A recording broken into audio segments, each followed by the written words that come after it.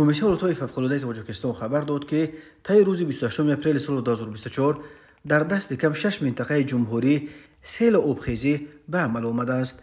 از جمله روز 28 اپریل سال 2024 ساعت 16:30 باران‌های شدید سبب از تپه‌های اطراف آمدن سیل‌ها در حدود دهه‌های شرف، صداقت و تاجیک‌آباد جماعت دیهات زینب‌آباد نویه رودکی شد. آب سیل روی ماشینگرد را زیر آب کرد، اما این سیل به خواجگی‌ها ضرر نرسانیده است. بازم روز 28 اپریل ساعت 15:40 از تپه‌های اطراف به دهنه جماعت دیهات قلعه‌آباد نویه خراسان سیل آمد و روی ماشینگرد را پر کرد.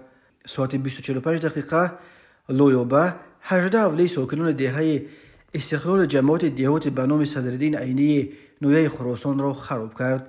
در جای حادثه کمیسیون اولویت فوق‌العاده فعالیت دارد و میزان ضرر رسیده را معاین می‌کند.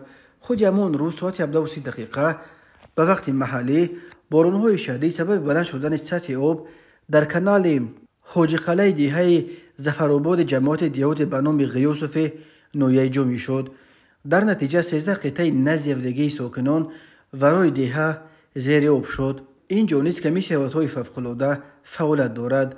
28 اپریل سال 2024 بر اثر بارانی‌های پرشدت در موضع نوبینایان شهر کولاب سطح آب دریای کولاب بالا رفت و خطر شسته شدن ساحل‌های چپ و راست رودخانه به میان آمد.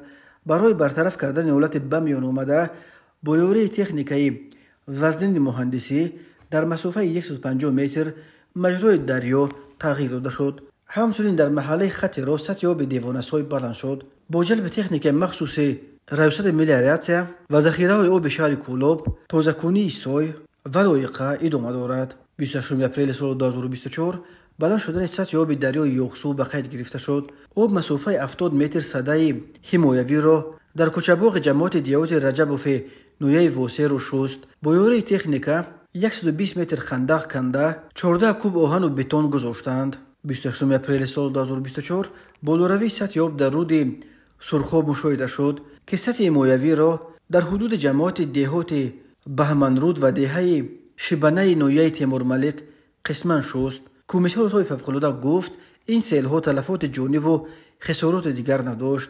کمیته خاطر رسان کرده است که هوای نامساعد در کشور دست کم تا 29 اپریل باقی میماند و خطر آمدن سیل‌ها، ریزش سنگ و بالاروی سطح آب رودخانه‌ها نیز ساکنان باید از قبل به این همه آماده شوند و سر وقت جویبارها، کانال‌ها و سیل‌پرتوها را از هر گونه خس و خسپاره‌ها، سنگ و ریگ تازه کنند.